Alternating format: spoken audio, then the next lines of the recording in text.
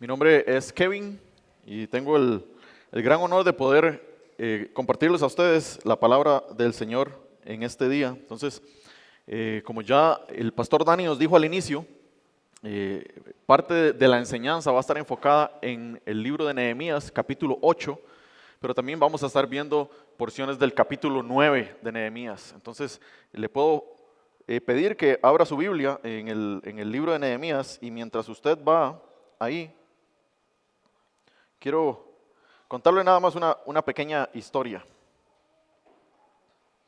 Hay un patrón, hay un resultado que siempre se repite cada vez que la palabra de Dios ocupa un lugar central en la vida de la iglesia o en la vida del individuo. Hay un patrón, hay un resultado que siempre es el mismo.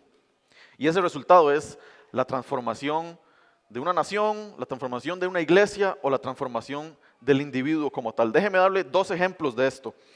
Previo al tiempo de la Reforma Protestante, hablando ahí de los años 1400, 1500 después de Cristo, en la ciudad de Suiza, en la ciudad suiza de Ginebra, esta ciudad en aquel tiempo era un periodo donde se vivía un desorden moral que usted no puede ni imaginarse.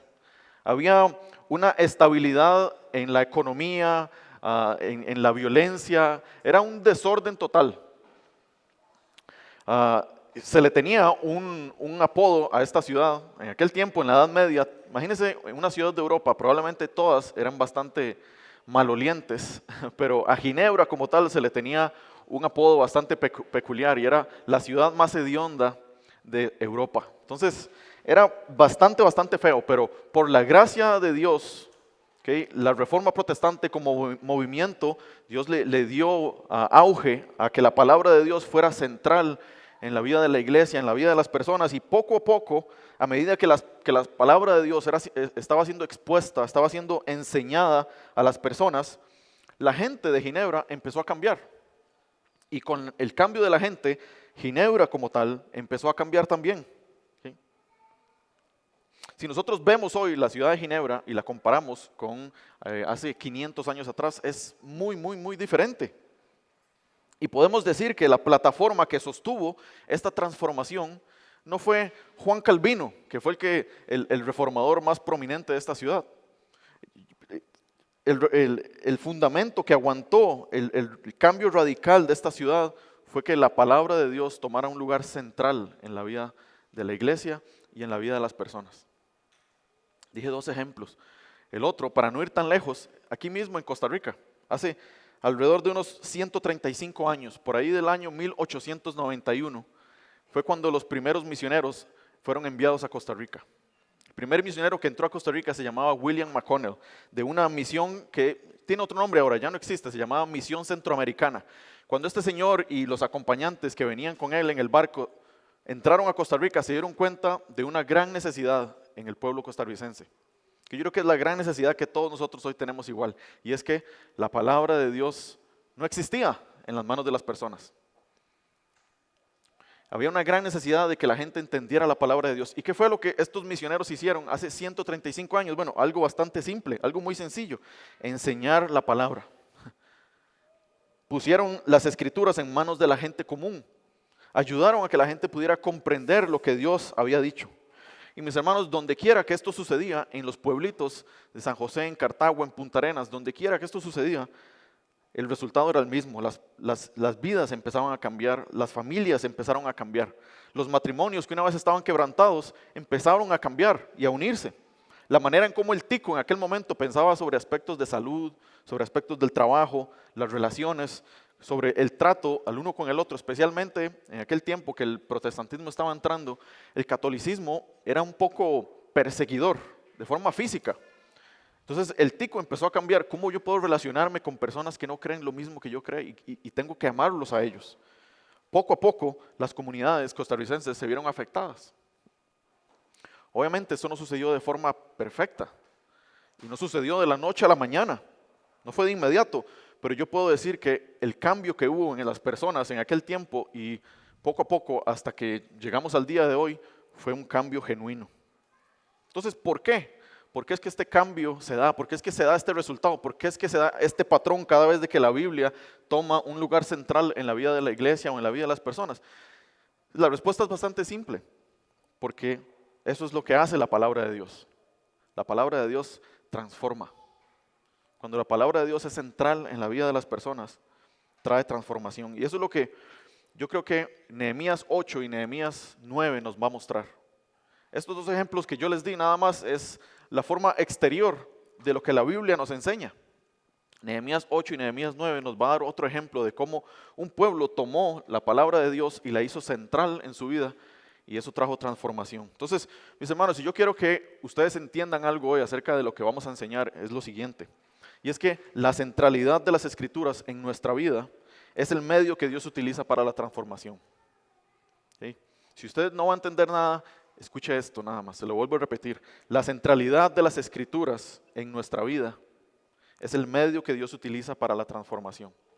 Y yo quiero que a partir de esta verdad, que es la verdad que yo creo que Nehemías 8 y 9 nos va a mostrar, podamos ver, yo creo que la pantalla no dice bien porque creo que yo cometí un error, pero vamos a ver una prioridad en el pueblo y vamos a ver 4 frutos a partir de esta verdad que yo les dije. La prioridad va a ser la centralidad de la Biblia en nuestra vida y los 4 frutos que vamos a ver son los frutos que Dios produce a través de la Biblia, que va a ser gozo, obediencia, convicción y arrepentimiento. ¿Okay? A partir de esa centralidad, a partir de esa prioridad, Dios va a traer fruto a su iglesia. Y por lo menos esos 4 frutos son los que vamos a ver en Nehemías 8 y Nehemías 9. Gracias al Señor que Dani leyó Nehemías 8 porque es bastante largo y Nehemías 9 también es bastante largo, entonces no lo vamos a leer todo, pero vamos a ir viendo pasajes específicos. Entonces, si usted tiene su Biblia abierta ahí, vea conmigo el primer punto, ese que es el enfoque o la prioridad del pueblo, que es tener la escritura o tener la ley, en el caso de ellos, como central en su vida. De los versículos del 1 al 8, perdón, versículos del 1 al 3 del capítulo 8 van a servir como una introducción nada más a lo que vamos a ver en el resto del capítulo 8. Nos va a decir simplemente que el pueblo se unió como un solo hombre. De forma unánime, el pueblo tenía un deseo. Y ese deseo, ellos se lo dejaron saber a Esdras, que era el escriba en ese momento. Era el que estaba a cargo de enseñar la ley y de distribuir la ley. Y el deseo era que ellos querían escuchar la ley de Dios. La ley que Dios les había dado a ellos por medio de Moisés. Y ese era el deseo, era un deseo unánime. Usted puede ver ahí en el versículo 1, dice, todo el pueblo se reunió como un solo hombre. Y al final del versículo 1, dice que le pidieron a Esdras, al escriba, que trajera la ley del Señor, que el Señor le había dado a Israel. Entonces, vemos que la historia ahí continúa y Esdras escucha el deseo de esta gente y pues trae la ley, tal como esta gente se lo pidió. Él no solo trajo la ley delante de las personas, sino que leyó la ley. Y en el versículo 2 y en el versículo 3 se repite esto, se nos dice que se leyó la ley delante de hombres, delante de mujeres y delante de todos aquellos que tenían edad suficiente para poder entender. Probablemente habían niños, habían adolescentes que tenían edad suficiente para comprender qué era lo que Esdras estaba leyendo. Al final del versículo 3 de esta introducción, que son los versículos 1 y 3, se nos dice algo bien interesante, algo que el pueblo hizo. Y se nos dice que el pueblo tenía los oídos, o los oídos de todo el pueblo, perdón, estaban atentos a lo que la lectura decía. Por eso yo digo que este deseo que esta gente tenía no era nada más como un decir, como mira, ¿por qué no tenemos nada que hacer? ¿Por qué mejor no nos ponemos a leer la Biblia? ¿O por qué no le dice allá a Esdras que tenemos un tiempo libre que traiga? No era un decir nada más, no era como de la boca para afuera, no era una carga como legalista del pueblo que mira, tenemos que escuchar la ley y tenemos que llenar como, hacer el check para decir delante de Dios que leímos la Biblia hoy. Yo no creo que esa sea el deseo de esta gente, ese sea el anhelo del corazón de esta gente. Esta gente realmente entendía la necesidad que ellos tenían de la palabra de Dios. La ley para ellos no era un simple documento con un montón de listas de mandamientos que ellos tenían que seguir, sino que era el documento, era el texto que plasmaba en cada una de las líneas la misma identidad del pueblo. Y este pueblo que está pidiendo la ley aquí es el pueblo que ha sido redimido de Egipto. Un pueblo que no era pueblo y el Señor lo hizo pueblo por medio de la ley. Es el pueblo que el Señor sacó de Babilonia y lo rescató de ese lugar. Y el pueblo necesita saber quiénes son ellos, quién es Dios y cómo tienen que vivir. Entonces, el hecho que ellos pidan la ley y que desean la ley no es una cosa nada más vaga que se les ocurrió en un día, sino que ellos saben y necesitan y entienden que necesitan conocer las palabras de Dios, ver a Dios a través de la ley y conocerse a ellos mismos a través de la ley. Y cómo es que tienen que vivir en medio entre ellos mismos, conforme a lo que la ley dice. Entendían que necesitaban que Yahvé les hablara nuevamente para hacerlos santos tal como Yahvé es santo. ¿Sí? Y intencionalmente lo digo de esta manera, ellos necesitaban escuchar del Señor. ¿Sí? Necesitaban escuchar que se les leyera, claro, pero lo que se les estaba leyendo a ellos no eran palabras de cualquier persona. Ellos entendían que no era Esdras nada más el que estaba leyendo, sino que era Dios a través de Esdras el que estaba ahí pronunciando esas palabras. Y lo digo y entiendo esto por la respuesta y la actitud de las personas ante lo que Esdras está a punto de hacer, que vamos a ver del versículo 4 al versículo 8, qué es lo que Esdras hace. ¿Y cuál es la respuesta de la gente? Esta gente sabe que no es nada más un hombre leyendo unas cuantas líneas de texto. Esta gente sabe que es la misma palabra de Dios, es el mismo mensaje de Dios que está aquí. Es como si Yahvé, el Dios del pacto, estuviera pronunciando esas palabras frente a ellos mismos en ese lugar. Lea conmigo los versículos 5 y 6. Dice, Esdras abrió el libro a la vista de todo el pueblo, pues él estaba en un lugar más alto que todo el pueblo, y cuando lo abrió, ¿qué fue lo que hizo el pueblo? Al final del versículo 5, dice que todo el pueblo se puso de pie. Ya vamos a volver ahí. Versículo 6, entonces Esdras bendijo al Señor, el gran Dios, y todo el pueblo respondió, amén, amén, mientras alzaban las manos. Dice que después se postraron y adoraron al Señor rostro en tierra. Eso me genera una pregunta a mí, ¿por qué es que cuando Esdras abrió el libro de la ley, ni siquiera había leído nada, lo abrió, ¿por qué es que la gente se puso de pie? ¿Qué creen que significa eso? Yo creo que significa que esta gente respeta a la autoridad. No sé si... Gracias. No sé si a usted les pasaba, pero yo cuando estaba en la escuela, la profesora, que solo teníamos una profesora en ese tiempo, una maestra, que daba todas las materias, ella tenía una convicción que se la pasaba a todos los estudiantes, y era que cuando la directora o el director del colegio o de la escuela entraba por la puerta a la clase donde nosotros estábamos, y nosotros estábamos sentados, teníamos que ponernos de pie, y teníamos que decirle, buenos días, fulanito director, o cómo se llamaba. ¿Por qué es que la profesora hacía eso? Bueno, porque ese acto que nosotros nos poníamos de pie, lo que decía era, estamos respetando la autoridad. Y yo creo que eso es exactamente lo mismo que está pasando aquí. Esta gente no solamente está respetando al texto como tal, porque el texto no es algo mágico. Yo creo que esta gente entiende quién es el autor de ese texto. Esta gente entiende la autoridad sagrada del libro.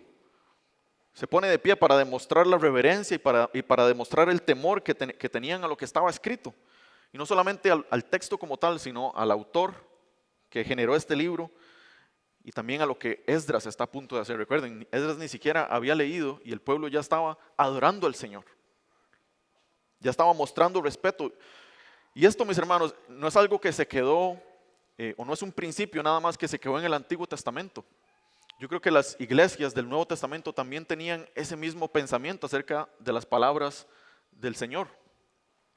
Las iglesias del Nuevo Testamento entendían que las palabras escritas en este libro provenían directamente de Dios y era como si Dios mismo estuviera al frente de ellos, abriendo su boca y hablando las palabras. Pablo le dice al joven Timoteo en 2 Timoteo 3:16, toda escritura es inspirada por Dios. ¿Qué significa que la escritura es inspirada por Dios? Bueno, que viene directamente de Él. Es un mensaje que proviene de la misma boca de Dios. A los tesalonicenses, Pablo les recuerda cómo es que ellos recibieron la predicación del Evangelio, la predicación de la palabra. Pablo les dice en 1 de Tesalonicenses 2:13 que ellos aceptaron la palabra de Dios no como palabra de hombres, sino como lo que la palabra de Dios es. ¿Y qué es la palabra de Dios? La palabra de Dios. No es palabra de hombres, es palabra que viene directamente de Dios. Eso es lo que Pablo dice en primera de Tesalonicenses 2:13. Ahora, mis hermanos, esta gente que están aquí reunidas, unánimes, con un deseo, no solamente escuchan la ley, no solamente están sentados escuchando la lectura, no solamente están dándose cuenta que es Dios mismo el que está ahí hablándoles a ellos. Vea la historia y continúa en el versículo 7 y 8. Y aquí se nos dice qué es lo que los escribas hicieron. Versículo 7 al final dice que los levitas explicaban la ley al pueblo. En el versículo 8 nos dice que lo leyeron, el libro de la ley, y lo estaban interpretando y le estaban dando el sentido para que la gente pudiera entender el significado de todo lo que estaba escrito ahí. ¿Qué podemos concluir, mis hermanos, de todo esto? ¿Alrededor de qué es que se está llevando esta asamblea de los israelitas? ¿Qué es lo que toma el centro en estos versículos del 1 al 8? Es la palabra del Señor. Todo se está dando alrededor de la palabra del Señor. Esta gente entiende y se dan cuenta de la necesidad que ellos tienen. La centralidad de las Escrituras es clave para la transformación de un pueblo. Y vamos a ver cómo es que viene la transformación por medio de esta centralidad. Pero mis hermanos, una pregunta antes de movernos a ver los frutos como tales. Yo veo el deseo que esta gente tiene y yo me hago una pregunta para mí mismo y me digo, ¿tengo ese mismo deseo yo? Veo pasajes, por ejemplo, como primera de Pedro 2, donde dice, deseen como niños recién nacidos la leche pura de la palabra, para que por ella crezcan para salvación. Yo tengo, no es recién nacido ya, pero tiene 3 meses, Lucas. Este niño cuando no le dan de comer, él llora porque él desea que le den de comer. Que André llegue y le dé de amamantar. Y si no le dan, pues él sigue llorando hasta que le den. Y yo creo que el deseo que esta gente tiene aquí en Nehemías 8, del 1 al 8, es ese mismo. Es ese mismo el deseo que nosotros tenemos, hermanos, de la palabra de Dios. Como un niño recién nacido. ¿Dónde se encuentra nuestro deleite? Yo igualmente me hice esa pregunta y bueno, nuestro deleite está donde más pase tiempo. Pasa tiempo en su trabajo, pasa tiempo usted jugando videojuegos, pasa tiempo usted haciendo un deporte, pasa tiempo usted haciendo X cosa. Y ahí donde usted pasa más tiempo, haga un examen y analice su día. Y ahí donde está la mayoría de su tiempo, ahí es donde está su deleite. Porque eso es lo que usted hace. Deseamos, como esos niños recién nacidos, ser alimentados por la palabra de Dios, que Dios nos alimente. El Salmo 1 también nos anima a que nosotros podamos deleitarnos en la palabra de Dios. Nos da la imagen de un hombre que no anda en camino de pecadores, sino que en la ley de Dios está su deleite. ¿Y cómo se ve ese deleite? Bueno, porque de día y de noche medita en esa ley. Entonces, donde esté la mayoría de su tiempo, ahí es donde va a estar su deleite. Recuerden a Ginebra en el tiempo antes de la Reforma. ¿Qué fue lo que trajo transformación? La centralidad de la Escritura. Recuerden a los primeros misioneros, 135 años atrás. ¿Qué fue lo que trajo transformación al corazón de los costarricenses? La centralidad de las Escrituras. Cuando la palabra de Dios es central en la iglesia y en el individuo, Dios trae transformación. Eso es lo que vamos a observar ahora. ¿Cuál es esa transformación? ¿Cuáles son esos frutos que Dios trae? ¿Cuál es el primer fruto que nosotros vemos ahí? Lo vamos a ver en el capítulo 8, de los versículos 9 al 12. Y yo le puse gozo reverente. ¿Cuál es el primer fruto? Es un gozo reverente. Vamos a leer parte del texto ahí. Nada más hacer unas cuantas observaciones. Versículo 9 dice, entonces Nehemías, que era el gobernador, y Esdras el sacerdote, empezaron a enseñarle algo al pueblo. Les estaban reclamando algo. Vea lo que le estaba reclamando al final del versículo 9. Les dice, este día es santo para el Señor. No se entristezcan y no lloren. ¿Y por qué es que les dice eso? Bueno, la respuesta está ahí mismo. Porque todo el pueblo lloraba al oír las palabras de la ley. Este texto no nos dice qué es lo que Esdras está leyendo. No nos dice cuál fue la parte de la ley que él leyó. Lo único que nos dice es cuál es la respuesta de la gente a esa lectura. Y por la respuesta de la gente, probablemente no leyó algo muy, muy agradable. Probablemente no leyó como una promesa o algo así. porque no sé si el pueblo no lloraría tristemente y amargamente si escuchan una proeza, más bien estarían alegres. Yo creo que lo que Esdras leyó de alguna forma les mostró a esta gente su pecado. Les mostró la santidad de Dios y les mostró que ellos no están andando conforme a lo que Dios quiere de ellos. Están siendo expuestos a la ley santa de Dios y se están dando cuenta de su pecado y amargamente están llorando. Pero es raro porque Nehemías no solamente le dice una vez, no lloren, no se entristezcan, sino que se lo dice 2 veces. Vea al final del versículo 10. Dice, porque este día es santo para nuestro Señor, no se entristezcan, porque la alegría del Señor es la fortaleza de ustedes. Eso se lo dice Nehemías, pero vea a los levitas también. En el versículo 11, son un poquito más toscos, les dicen, callen, porque el día es santo, no se entristezcan. Bueno, ¿por qué? Es que 3 veces se le dice al pueblo, este día es santo, no lloren. Yo creo que si yo fuera Nehemías y ustedes fueron los israelitas que estaba pasando esto y ustedes empiezan a llorar porque están viéndose reflejados en la ley de Dios y ven su pecado, yo diría, bueno, gloria al Señor por lo que está pasando, porque el Señor está trayendo convicción de pecado a sus corazones. La pregunta que deberíamos hacernos aquí es, ¿por qué Nehemías les dice a esta gente, dejen de llorar? Y se lo dice 3 veces. Bueno, Nehemías se da cuenta de que este día donde esta gente está reunida es el primer día del mes séptimo. Eso lo dice en el versículo 3, versículo 2, perdón. Al final, dice, era el primer día del mes séptimo. Y si nosotros vamos a Números 29:12, que no vamos a ir ahí porque si no vamos a gastar un tiempillo, se lo leo para ustedes. Este primer día del mes séptimo dice que los israelitas tenían que hacer como una santa convocación, una santa asamblea. No tenían que hacer trabajo servil. Ese día para ellos iba a ser un día donde iban a tocar trompeta, era un día de festividad, iban a ofrecer holocaustos al Señor, era un día de fiesta para ellos. Y por el hecho de que eso estaba en la ley y era un día estipulado por Dios, Nehemías le dice al pueblo, miren, no lloren, no les está diciendo, dejen de estar sufriendo por su pecado, no les está diciendo eso, él no quiere como cortar con eso, con el pueblo. Lo que él les está diciendo es, este día específico, el Señor quiere que nosotros nos regocijemos. Va a haber un momento específico en la historia, vamos a ver, donde el pueblo va a sentir dolor por su pecado y eso lo va a llevar a confesar pecado. Pero en este día específico, Nehemías les dice, mira, no lloren, porque el gozo del Señor es su fortaleza, les dice el versículo 10, al final. ¿Qué quiere decir con eso? Porque él les dice, la alegría del Señor es la fortaleza de ustedes. Y un comentarista yo creo que responde bastante hermoso esta parte. Él dice que en medio de la tristeza que el pueblo tiene por estar viendo su pecado, no se debía echar a morir. Estaban básicamente como rindiéndose porque veían la ley santa de Dios, veían al Dios santo y ellos decían, nosotros no estamos caminando a eso, estaban echándose a morir. Y esto, cuando Nehemías les dice, la alegría del Señor es la fortaleza de ustedes, lo que quiere decirles es que no tienen que aferrarse a ese dolor, sino que aférrense al gozo del Señor, ese gozo que es vigorizante, que no es escapista y que tampoco es efímero. Es vigorizante porque este gozo trae fortaleza, trae ánimo espiritual, capacita al creyente para seguir adelante. No es un gozo superficial, es un gozo más bien que los levanta a ellos del desánimo y los impulsa a obedecer. No es un gozo escapista porque no niega la realidad del pecado. Vamos a ver que este pueblo más adelante tiene que lidiar con su pecado y Dios lidia con el pecado de este pueblo también. Pero este gozo que Nehemías está instruyéndole a este pueblo es un gozo que no es escapista, tampoco es efímero.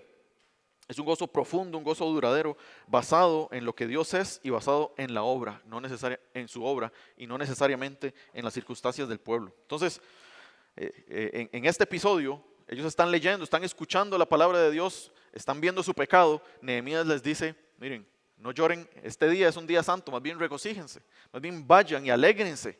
Y les dice, vayan, hagan un festín, coman y sean generosos con las personas que no tienen, alégrense más bien.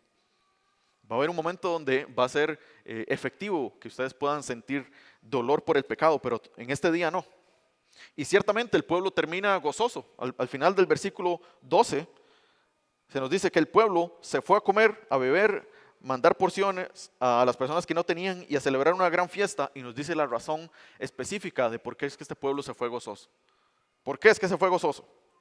Porque entendieron, porque comprendieron, porque la explicación de los levitas entró en sus mentes y ellos pudieron captar las palabras que les estaban enseñando. No solo las palabras de la ley, sino las explicaciones de los levitas, de Esdras, de Nehemías. Ahora, esto me lleva a mí a preguntarme, y espero que a usted también lo lleve a preguntarse, ¿qué siento yo cada domingo cuando la palabra de Dios está siendo fielmente expuesta aquí y está siendo explicada por los pastores? Y por la gracia de Dios y por el Espíritu Santo que Él nos ha dado y por la renovación de nuestra mente, nosotros comprendemos la palabra de Dios. No porque los pastores sean unos expertos porque yo sé que ellos dirían, no, si ustedes entienden, no es porque yo lo estoy explicando de una manera perfecta, yo creo que ellos dirían, es por el Espíritu Santo. ¿Qué sentimos, hermanos? Cuando se nos prende el bombillo, por decirlo de alguna forma, y decimos, mira, este texto ya lo entendí. Esto es lo que el Señor quiere que yo haga, esto es lo que el Señor quiere que yo entienda, esto es lo que el Señor quiere que yo sienta. ¿Qué siente usted un domingo cuando eso está sucediendo aquí? ¿Cómo suele responder usted cuando la palabra de Dios aquí un domingo lo confronta? ¿Sigue usted el ejemplo de los israelitas aquí donde se duele por su pecado? O más bien hay resistencia, hay indiferencia, o más bien hay humildad, tal como los israelitas aquí. Si yo tuviera que hacer como un examen de mi vida, desde que el momento que yo soy cristiano hasta hoy, puedo decir que mi vida ha sido marcada por el gozo del Señor. De ver las misericordias que el Señor me ha mostrado día a día. Y yo puedo decir, mira, yo puedo ver gozo en mi vida. Más bien, si tuviera que hacer ese examen o si tuviera que pedirle a mi esposa que haga ese examen por mí o a mis hijos, dirían, no, es que papá es un poquillo amargado. O no, es que papá a veces no muestra el gozo del Señor, más bien anda como con cara de enojado siempre. O las palabras que dice no muestran el gozo del Señor. Entonces, si ese es el caso, mis hermanos, ¿qué verdades del Evangelio tenemos que comprender hoy? ¿Qué verdades del Evangelio tenemos que reflexionar? ¿Qué verdades del Evangelio tengo que reconocer hoy en día para que ese gozo sea una realidad en mi vida? ¿Qué verdades tengo que recordar esta semana para poder cultivar el gozo del Señor en mi vida? Y lo mejor de todo esto es que el gozo no se alcanza por nuestras propias fuerzas. Porque el gozo, en última instancia, es el fruto del Espíritu Santo. Es el fruto de la obra del Espíritu Santo en nosotros. Entonces usted puede hacer lo que usted quiera, pero en última instancia es el Espíritu Santo que está obrando en usted. Entonces yo le animo a que usted pueda orar y pueda pedirle a Dios, Dios, dame gozo. Renueva el gozo de tu salvación en mí. Que este fruto sea evidente en mi vida y que así como los israelitas fue evidente, que yo pueda expresarlo también por medio de la adoración, por medio de la gratitud, por medio de la generosidad. Mi hermano, cuando la Biblia es central en la vida de la iglesia, en la vida de las personas, Dios va a transformar. Y la forma en cómo transforma es trayendo gozo. ¿Por qué? Porque usted ve la verdad del Evangelio ahí. Usted ya no puede vivir una vida amargada.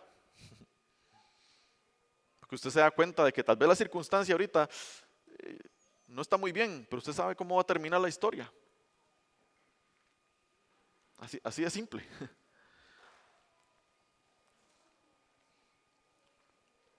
Pidámosle al Señor que pueda día a día renovar el gozo en nuestro corazón y que el Espíritu Santo pueda seguir obrando gozo y alegría en nosotros, hermanos. Sigamos con la historia y veamos este otro segundo episodio, que es el segundo fruto que yo veo que la palabra de Dios trae o que Dios produce en el corazón de la iglesia por medio de su palabra, y es obediencia. Leamos el texto y esto está en el versículo 13 al versículo 18. Igual no lo vamos a leer todo, solo voy a darles unas cuantas observaciones. En el versículo 13 se nos dice que en el segundo día, el pueblo o los líderes del pueblo se reunieron con los levitas, con los sacerdotes, y ellos se reunieron con el escriba Esdras porque querían conocer más de la palabra de Dios, querían entender más las palabras. Y ahí veo que este gozo que ellos tenían o este deleite no era un deleite que era emocional, porque vemos que Lo tuvieron un día y el siguiente día ellos estaban ahí empunchados. Querían seguir conociendo. Ellos entendían una vez más que lo que estaba ahí no era cualquier cosa. Su vida básicamente dependía de lo que las palabras de la ley decían. Y en medio de este, por decirlo así, estudio bíblico que esta gente está haciendo, se dan cuenta de que hay algo escrito ahí que ellos no están obedeciendo. Y Dios había estipulado que en el mes séptimo se celebrara la fiesta de los tabernáculos. ¿Okay? No vamos a meternos en eso, porque ese no es el punto. El punto es que esta gente ve que no están cumpliendo esa ley, no están celebrando tal como el Señor quiere que ellos celebren. Entonces, ¿qué es lo que el pueblo hace? ¿O qué es lo que los líderes hacen? Bueno, le enseñan al pueblo y animan al pueblo a obedecer esto. Y efectivamente, en el versículo 17 nos dice cuál fue el resultado de esto. Dice, toda la asamblea de los que habían regresado de la cautividad, es decir, de los que habían regresado de Babilonia, hicieron tabernáculos y habitaron en ellos. Los israelitas ciertamente no habían hecho de esta manera desde los días de Josué, hijo de Num, hasta aquel día, y hubo un gran regocijo otra vez. En pocas palabras, mis hermanos, lo que está sucediendo aquí es que cuando el centro de la vida del pueblo es la ley, ¿sí? Ellos entienden cuál es la naturaleza divina de este libro. Es decir, ellos saben quién es el autor. Y si el autor es Dios, entonces lo que está aquí es confiable porque sabemos que Dios no miente. Sabemos cuál es el carácter de Dios. Ellos conocían a Dios. Lo habían visto actuar. Sabían que era un Dios amoroso. Sabían cuál era la voluntad de Él. Entonces el resultado lógico de ver este texto y de saber de que el autor es Dios, por eso es autoritario y es confiable. ¿Cuál es el resultado lógico que nos muestra el texto? Es obediencia. Si a mí me dicen, haga esto, pero yo no confío en la persona que me lo está diciendo, yo probablemente no lo voy a hacer. Pero sí o no, todos nosotros podemos confiar en Dios. Todos creemos aquí que la palabra de Dios es la palabra de Dios.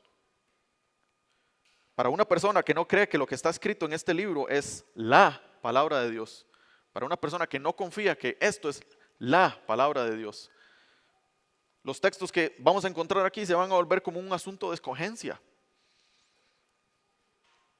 Es decir, yo voy a decir qué es y qué no es la palabra de Dios. Y eso me va a llevar a mí a que yo escoja qué voy a obedecer y qué no voy a obedecer. Es como cuando usted va a la feria y anda buscando las frutas más buenas. Okay, usted la agarra y usted dice, mira, no, es que esta está un poquito magullada, ¿no? Y la pone a un lado, mira, no, esa no. Pero la que sí le gusta, la pone en la bolsita y así va. Es como si usted estuviera buscando aguacates para la ensalada. Ese es el resultado. Y las personas que ven la Biblia no como la palabra de Dios, así es como ven los mandamientos. Mis hermanos, nuestra obediencia a la palabra de Dios es el resultado de lo que nosotros creemos acerca de ella. Si nosotros creemos que la palabra de Dios es la palabra de Dios, entonces ¿cuál es el resultado lógico que sigue a eso? Es que nosotros vamos a obedecerla. Si nosotros realmente atesoramos en nuestros corazones y estamos 100% convencidos de que las Escrituras son el mensaje que proviene de la misma boca de Dios, y sabemos que si proviene de Él, entonces es autoritativa, y si proviene de Él es confiable, si proviene de Él es segura, sabemos de que no tiene error, que no falla, que es buena, que es agradable y que es perfecta para vivir una vida de piedad. Si nosotros podemos decir y poner al fuego nuestras manos por todo esto que yo acabo de decir acerca de la palabra de Dios, entonces la conclusión lógica de esto es que nosotros vamos a obedecerla. Y aquí con obediencia no estoy hablando de perfección. Sabemos que nadie va a alcanzar la perfección a este lado de la gloria. Es imposible que nosotros alcancemos perfección acá. Cuando yo digo obediencia, no es perfección, estoy hablando de deleite, estoy hablando de un anhelo. Estoy hablando de hacer la palabra de Dios el centro de mi vida, hacer una prioridad en mi vida. Es deleitarme en pasajes donde el Señor me llama a amar a mi esposa tal como Cristo amó a la iglesia. Es deleitarme en pasajes donde a las esposas les dice, sométanse a sus esposos como la iglesia se somete a Cristo. Es deleitarme en esos pasajes donde dice, padres, no provoquen a ir a sus hijos, sino críenlos en la disciplina e instrucción del Señor. Es deleitarme en el hecho de que el Señor es mi pastor y que nada me va a faltar. Es encontrar disfrute en el hecho de que apartados de Él nada podemos hacer. Es encontrar gozo en la realidad de pasajes que dicen que el Señor al que ama, disciplina. Los pasajes que son difíciles de tragar, pero los pasajes que son hermosísimos, en ambos encontrar deleite.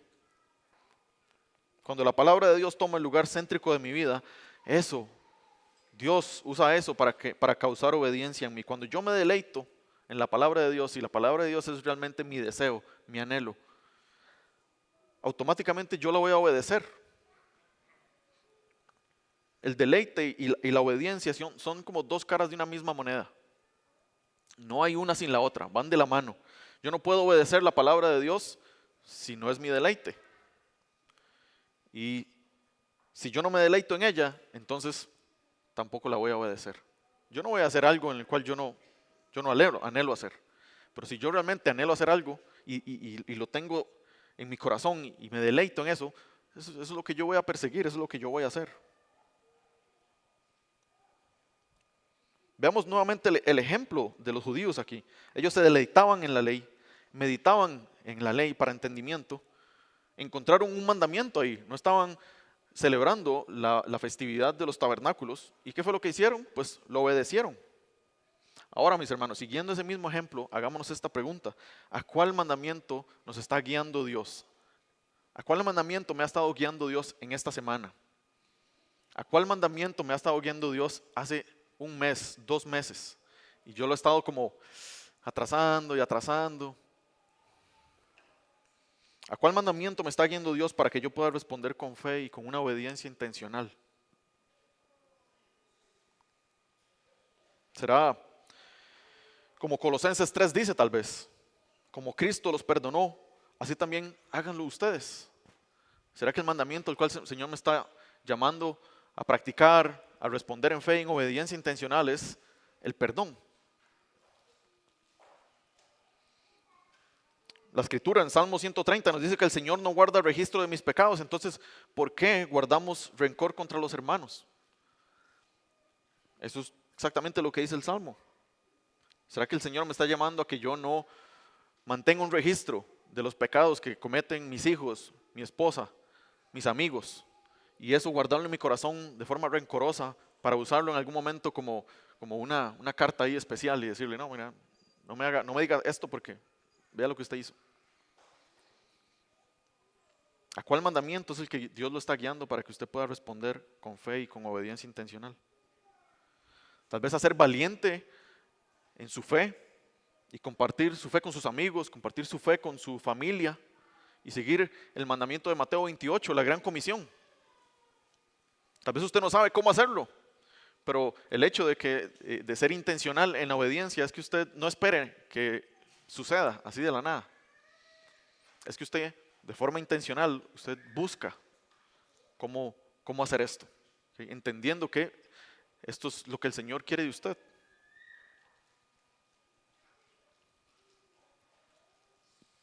¿A cuál mandamiento nos está guiando el Señor para que podamos responder con fe y con una obediencia intencional? Yo creo que la iglesia que tiene la palabra de Dios como centro en su vida, vamos a ver que se va a gozar en el Señor, pero también es una iglesia que entiende quién es el autor, entiende lo confiable que es la palabra de Dios, y lo que va a hacer es actuar en obediencia.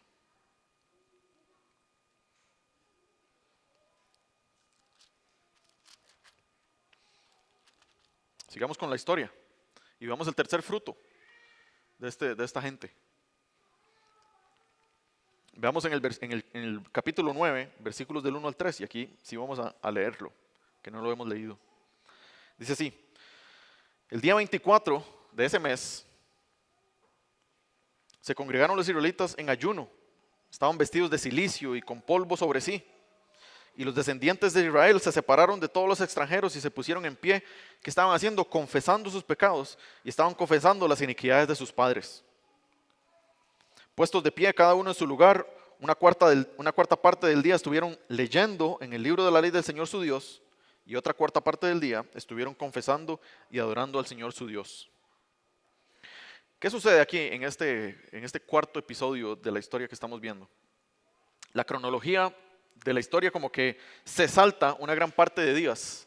Al final del capítulo 8 se nos dice que ellos continuaron leyendo, Esdras continuó leyendo la palabra de Dios todos los días, celebraron la festividad por 8 días, pero después de esos 8 días la cronología no nos dice qué pasó. No sé si el pueblo se fue, siguieron leyendo, no sé, no se sabe. No se sabe qué sucedieron en ese periodo. Lo que sabemos es que en el día 24, que eso es lo que dice el versículo 1, en el día 24, una cuarta parte del día, o sea, 6 horas del día, esta gente leía la ley del Señor. Y otra cuarta parte del día, lo que hacían era confesar su pecado y alababan a Dios. Y este tercer fruto que vemos aquí es convicción de pecado. Este fruto que nosotros vemos que Dios produce en el corazón de aquellos que tienen la palabra de Dios como su centro, es bastante claro aquí. No hay que darle mucha vuelta a lo que está sucediendo aquí en esta historia. En este episodio la ley está funcionando como un espejo. Esta gente está leyendo por 6 horas, imagínense, la palabra de Dios. Y esa palabra, esa lectura está funcionando como un espejo. Ellos se están dando cuenta de quiénes son ellos. Se están viendo reflejados ahí. Están viendo reflejados los pecados de sus padres. Están viendo reflejados sus propios pecados. Y esto produce tristeza en sus corazones, al punto de que los lleva a vestirse de luto. La característica que dice ahí, que ellos ayunaban, estaban vestidos de cilicio y con polvo sobre sí, mostraba que esta gente, al leer las escrituras, al leer la ley y ver todo lo que ellos no estaban cumpliendo, ver la santidad de Dios y ver no la santidad con la que ellos estaban caminando, lo que provocaban ellos era tristeza. Eso era una señal de contrición, era una señal de humillación, una señal de dolor, una señal de tristeza en sus corazones, una señal de luto a causa de su propio pecado. Y eso los lleva a que ellos confiesen su pecado delante de Dios.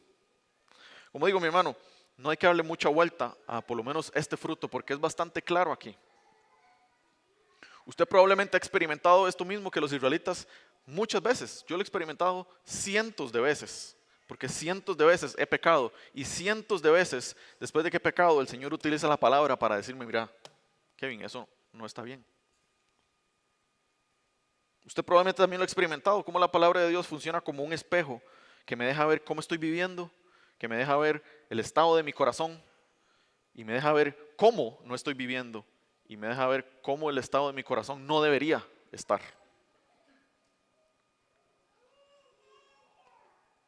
Ahora, mis hermanos, la pregunta que nosotros debemos hacernos es, ¿cuál ha sido nuestra respuesta a la hora que nosotros somos confrontados por la palabra de Dios? La palabra de Dios nos muestra nuestro pecado. ¿Cuál ha sido nuestra respuesta? Para seguir con esta misma ilustración del espejo, digamos que usted hoy en la mañana, ¿okay?, se desayunó un buen pinto con unos buenos frijoles negros. No. Y usted ya se está listando, va al baño, se está lavando los dientes y se da cuenta que termina de lavarse los dientes y tiene un frijolito en el diente. ¿Okay? Usted se da cuenta de eso y usted tiene, creo que por lo menos 3 opciones a lo que el reflejo del espejo le está diciendo ahí. La primera opción es ser indiferente y decir, mira, es como salir del baño y decir, mira, no es conmigo, ese frijolillo ahí no es nada. ¿A quién no le ha pasado un frijol después de comer pinto? Y se va y no hace nada. ¿Okay? Esa es la primera opción que usted tiene. La segunda opción que usted tiene es desviar la culpa, como si la culpa no fuera suya porque usted fue el que comió el pinto, es la culpa del espejo o es la culpa de la persona que hizo el pinto porque le puso muchos frijoles y usted no hace nada tampoco, más bien se enoja con lo que usted está viendo ahí como si no fuera culpa suya, fuera culpa del espejo, fuera culpa del reflejo. Esa es la segunda opción. La tercera opción que usted tiene es reconocer que tiene un pedacito de frijol en el diente. En humildad reconocer que eso que está ahí no debería estar ahí. Y volverse a limpiar, revisarse nuevamente en el espejo hasta que el frijol no esté. Ahora, veamos esto un ejemplo más realista. Digamos que me junto con mis compañeros del trabajo a la hora del almuerzo. Estoy con los amigos del gimnasio estoy con mis compañeros del colegio y estamos vacilando, somos amigos, estamos haciendo bromas, así es como se vacila a veces. Y en un momento estas bromas yo siento como que se están pasando un poquito de tono.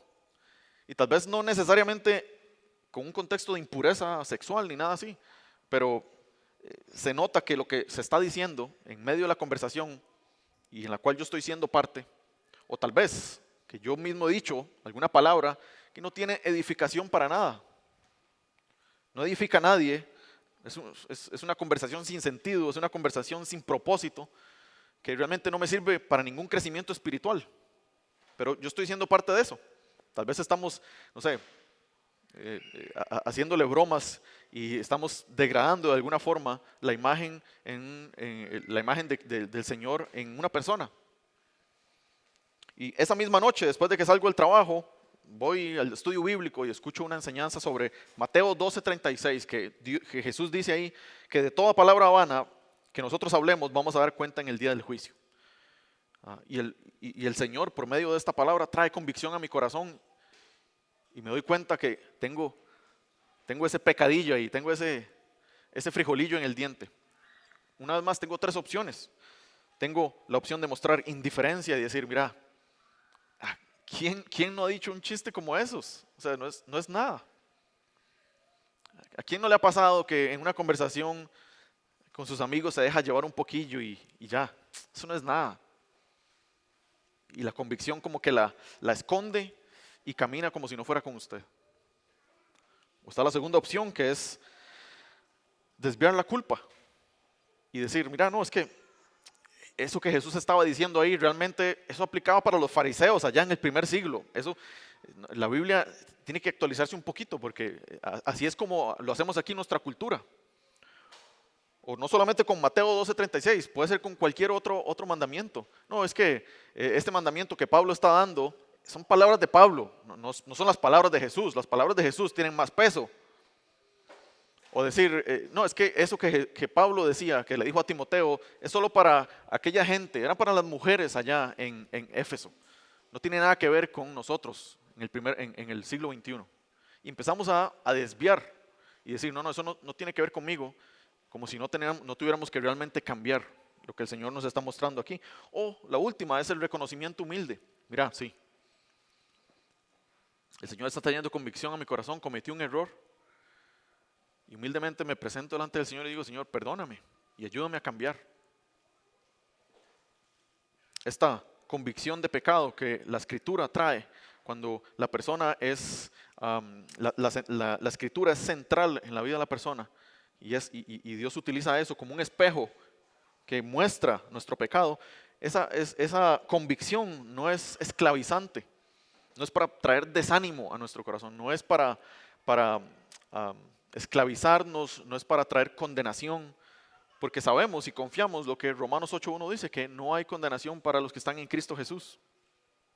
Más bien, esta convicción es una obra de gracia por parte de Dios para que nosotros podamos madurar y podamos crecer en nuestra santificación, para que nuestro carácter cristiano pueda parecerse más como el de nuestro Señor Jesucristo. Es una provisión liberadora de parte de Dios, para que nosotros podamos despojarnos de todo peso y de todo el pecado que nos envuelve tan fácilmente, para que podamos correr con paciencia la carrera que nosotros tenemos por delante, como Hebreos lo dice.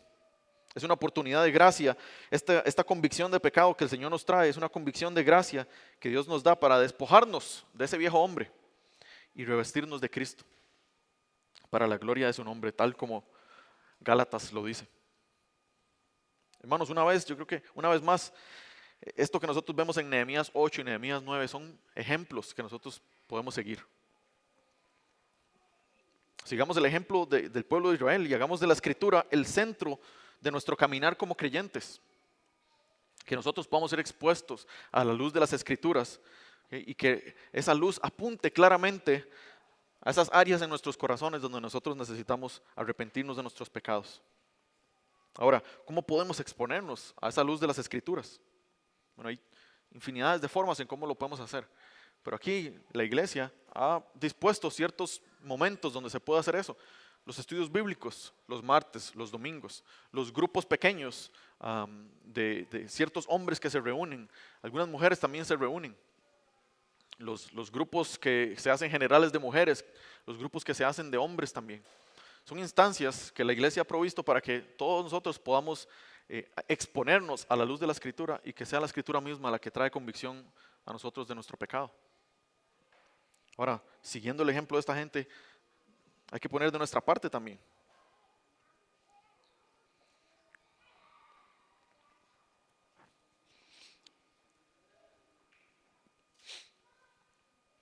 El punto de esto es que por medio de la centralidad de las Escrituras, Dios produce gozo, Dios produce obediencia, Dios produce convicción y por último, el último fruto que vamos a ver es el arrepentimiento, que está en los versículos del 5 al 38. Aquí, mis hermanos, le voy a pedir que me tenga paciencia. No voy a pasarme mucho tiempo, solo quiero leer estos versículos. ¿Okay? Si vamos a seguir el ejemplo de los israelitas que estuvieron leyendo por 6 horas y vieron el fruto de esto, podemos aguantar unos 5 o 6 minutos esta lectura. Amén. Este último fruto, mis hermanos, sin duda alguna es de mis frutos favoritos, específicamente por cómo es que se lleva a cabo en la vida de estas personas. Este arrepentimiento no es simple un cambio de actuar, no es nada más como cambiar el entorno en el que estoy, no es solamente cambiar mi comportamiento, sino que es un cambio que inicia desde adentro. ¿Okay? El arrepentimiento que vamos a ver aquí es una transformación profunda, internamente hablando, que tiene cambio o que afecta la manera en cómo se piensa, la manera en cómo se siente y también afecta pues, la forma en cómo yo vivo. La persona que tiene la Escritura como el centro de su vida y en ella está su deleite, medita de ella de día y de noche, que la estudia, que la memoriza, que la canta, que la profundiza en su ser, inevitablemente el Espíritu Santo va a traer transformación a la vida de esa persona y va a traer arrepentimiento. Sus pensamientos van a cambiar, sus afectos van a cambiar, su toma de decisiones va a cambiar. Lo que la persona piensa acerca de Dios, acerca del pecado, acerca de sí mismo, acerca de los demás, eso va a cambiar por la Escritura. Lo que la persona siente acerca de Dios, acerca del pecado, acerca de sí mismo, acerca de los demás, va a ser transformado por el poder de la Escritura. Las decisiones de esa persona ya no van a ser centradas en sí mismo, sino que la prioridad va a ser considerar a Dios, considerar lo que las Escrituras dicen y considerar a los demás. El yo deja de ser una prioridad y la prioridad es el Señor. Este cambio tan radical, el cambio es tan radical en las personas que eventualmente se ve de forma externa. Y esta reforma, por decirlo así, este cambio integral que nosotros observamos en la vida de Israel, tiene como fundamento las Escrituras. Igualmente sucedió con Ginebra, igualmente sucedió con Costa Rica hace 135 años y sigue sucediendo con nosotros hoy en día, mis hermanos. La centralidad de las Escrituras en nuestra vida es el medio que Dios utiliza para la transformación. Ahora, mis hermanos, pongámosle atención a cómo el pueblo responde ante todo esto que hemos visto. Y el pueblo ha estado, pero inmerso en la Escritura. Veamos cómo Dios cambia la mentalidad de esta gente y cómo llegan a entender la Escritura. Lo que vamos a leer ahí es, para mí, aparte del el resumen que Esteban en Hechos 8 hace de las Escrituras, para mí este es uno de los mejores resúmenes del Antiguo Testamento. De Génesis hasta el tiempo del exilio después. Es hermosísimo. Y todo esto, mis hermanos, es el pueblo orándole al Señor, reconociendo quién es Dios, reconociendo quién es ellos. Y cómo el Señor ha cambiado todo esto. Lea conmigo ahí en el versículo 5 hasta el 39. Dice, los jefes de los levitas, Jesuá, Cadmiel, Bani, Asabnías, Serabías, Odías, Sebaías y Petaías, llamaron al pueblo y le dijeron, levántese y alaben al Señor su Dios, porque Él vive desde la eternidad hasta la eternidad. Entonces, esto fue lo que oraron, que tu glorioso nombre sea alabado, que sea exaltado sobre toda bendición y alabanza. Solo tú eres Señor, tú hiciste el firmamento, los cielos y todas las estrellas, hiciste la tierra, los mares y todo lo que hay en ellos. Tú los preservas a todos y los ángeles del cielo te adoran. Eres el Señor Dios quien eligió a Abraham y lo sacó de Ur de los Caldeos y le dio un nuevo nombre, Abraham.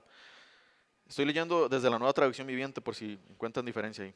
Versículo 8. Cuando demostró ser fiel, hiciste un pacto con él para darle a él y a sus descendientes la tierra de los cananeos, de los hititas, de los amorreos, de los fereceos, de los jebuseos y de los gergeseos. Y has cumplido lo que prometiste porque tú siempre eres fiel a tu palabra. Tú viste la miseria de nuestros antepasados en Egipto y escuchaste los lamentos cuando estaban junto al Mar Rojo. Realizaste señales milagrosas y maravillas contra el faraón, sus funcionarios y su pueblo, porque tú sabías con cuánta arrogancia trataban a nuestros antepasados. Tú tienes una gloriosa reputación que jamás ha sido olvidada. Dividiste el mar para que tu pueblo pudiera cruzarlo por tierra seca. Luego arrojaste a sus perseguidores a las profundidades del mar. Se hundieron como piedras en aguas turbulentas. Guiaste a nuestros antepasados mediante una columna de nube durante el día y una columna de fuego durante la noche para que pudieran encontrar el camino. Bajaste al monte Sinaí y les hablaste desde el cielo. Les diste ordenanzas e instrucciones justas y decretos y mandatos buenos. Les diste instrucciones acerca de tu sagrado día de descanso. Además, por medio de tu siervo Moisés, les ordenaste que obedecieran todos tus mandatos, decretos e instrucciones. Les diste pan del cielo cuando tenían hambre y agua de la roca cuando tenían sed. Les ordenaste que fueran y tomaran posesión de la tierra que habías jurado darles. Sin embargo, nuestros antepasados fueron arrogantes y tercos y no prestaron ninguna atención a tus mandatos. Se negaron a obedecerte y no se acordaron de los milagros que habías hecho a favor de ellos. En cambio, se pusieron tercos y nombraron a un líder para que los llevara de regreso a su esclavitud en Egipto, pero tú eres Dios de perdón. Tú eres bondadoso y misericordioso, lento para enojarte y rico en amor inagotable. No los abandonaste. Ni siquiera cuando se hicieron un ídolo en forma de becerro y dijeron, este es tu Dios que te sacó de Egipto. Cometieron terribles blasfemias. En tu gran misericordia no los abandonaste para que murieran en el desierto. La columna de nube todavía los guiaba de día y la columna de fuego les mostraba el camino durante la noche. Enviaste tu buen espíritu para que les enseñara y no dejaste de alimentarlos con maná del cielo, ni de darles agua para su sed. Durante 40 años los sustentaste en el desierto y nada les faltó. No se les desgastó la ropa, ni se les hincharon los pies.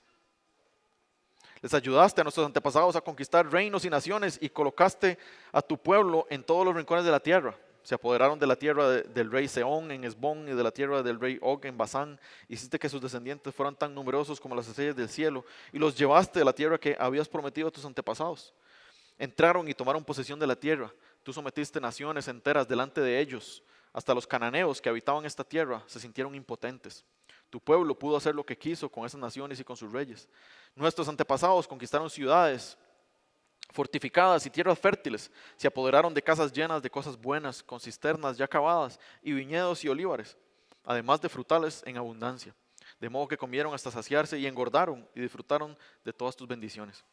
Sin embargo, a pesar de todo esto, fueron desobedientes y se rebelaron contra ti. Dieron la espalda a tu ley, mataron a tus profetas, quienes les advertían que volvieran a ti y cometieron terribles blasfemias. Así que los entregaste en manos de sus enemigos, quienes los hicieron sufrir, pero en sus momentos de angustia clamaron a ti. Y desde el cielo los escuchaste. En tu gran misericordia les enviaste libertadores para que los rescataran de sus enemigos. No obstante, apenas tenían paz, volvían a cometer maldades ante sus ojos. Y una vez más permitiste que sus enemigos los conquistaran. Sin embargo, cada vez que tu pueblo volvía y nuevamente clamaba a ti por ayuda, desde el cielo tú los escuchabas una vez más. En tu maravillosa misericordia los rescataste muchas veces. Ya terminamos, amén. Ya casi terminamos. Les advertías que regresaran a tu ley, pero ellos se volvieron orgullosos y obstinados y desobedecieron tus mandamientos. No siguieron tus ordenanzas que dan vida a quienes las obedecen. Tercamente te dieron la espalda y se negaron a escuchar. En tu amor fuiste paciente con ellos durante muchos años. Enviaste tu espíritu, quien les advertía por medio de los profetas, pero aún así no quisieron escuchar. Entonces nuevamente permitiste que los pueblos de la tierra los conquistaran, pero en tu gran misericordia no los destruiste por completo ni los abandonaste para siempre. ¡Qué Dios tan bondadoso y misericordioso eres tú! Ahora, Dios nuestro, Dios grande, poderoso y temible, que cumple su pacto de amor inagotable, no permitas que todas las privaciones que hemos sufrido te parezcan insignificantes. Grandes dificultades cayeron sobre nosotros, nuestros reyes, nuestros líderes, nuestros sacerdotes, profetas y nuestros antepasados, sobre todo el pueblo, desde los días cuando los reyes de Asiria por primera vez nos vencieron hasta el día de hoy. Cada vez que nos castigaste, actuaste con justicia. Hemos pecado grandemente y no diste solo lo que merecíamos. Nuestros reyes, líderes, sacerdotes, antepasados no obedecieron tu ley ni prestaron atención a las advertencias de tus mandatos y leyes. Aun cuando tenían su propio reino, no te sirvieron, a pesar de que derramaste tu bondad sobre ellos. Les diste un territorio grande y fértil, pero ellos se negaron a abandonar su perversidad. Por eso, hoy somos esclavos en esta tierra de abundancia que diste a nuestros antepasados, para que la disfrutaran. Somos esclavos aquí en esta buena tierra. Los abundantes productos agrícolas de esta tierra se amontonan en las manos de los reyes que has puesto sobre nosotros por causa de nuestros pecados.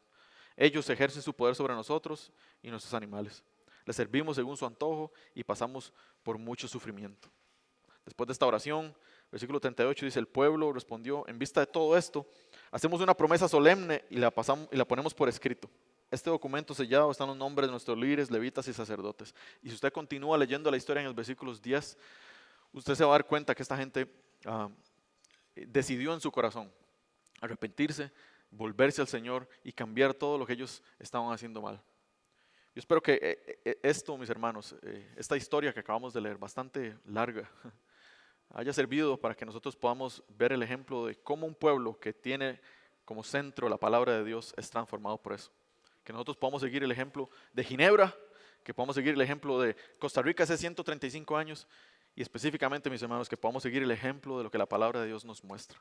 Y que nosotros mismos podamos ser un testimonio de que cuando la palabra de Dios es centro de nuestra vida, trae transformación. Amén. Señor, te damos infinitas gracias porque tú eres un Dios bueno, misericordioso, Señor, que no nos trata conforme a nuestros pecados, Señor, sino que nos perdona, que eres lento para la ira, Señor, grande en misericordia y verdad, Señor, que perdonas la iniquidad, Señor, que perdonas nuestros pecados, Señor, que los alejaste de nosotros, así como el este, Señor, está alejado del oeste, Señor. Gracias, Señor, porque lidiaste con nuestro pecado, Señor. Enviaste a tu Hijo que muriera por nosotros, Señor. Él cargó nuestros pecados, Señor, para que nosotros no fuéramos llamados pecadores, Señor, sino que más bien se hizo pecado por nosotros. Gracias, Señor. Te pido, Señor, de que tú nos animes, Señor, que traigas deleite, Señor, en tu palabra, Señor, que es ahí donde nosotros te conocemos. Es ahí, Señor, donde tú te revelas a cada uno de nosotros, Señor. Es ahí donde encontramos lo necesario para poder vivir una vida de piedad, una vida de obediencia a ti, una vida con gozo, una vida de arrepentimiento, Señor, y una vida de convicción de pecados. Gracias, Señor, por todo esto, Señor. Pedimos que no se lo lleve el viento, Señor, sino que tú nos ayudes a seguir meditando en estas verdades. Y especialmente, Señor, que tu palabra sea el centro de nuestra vida, Señor. Te damos infinitas gracias y te pedimos, Señor, que sigas bendiciendo, Señor, el resto de este servicio. En el nombre de tu Hijo amado. Amén.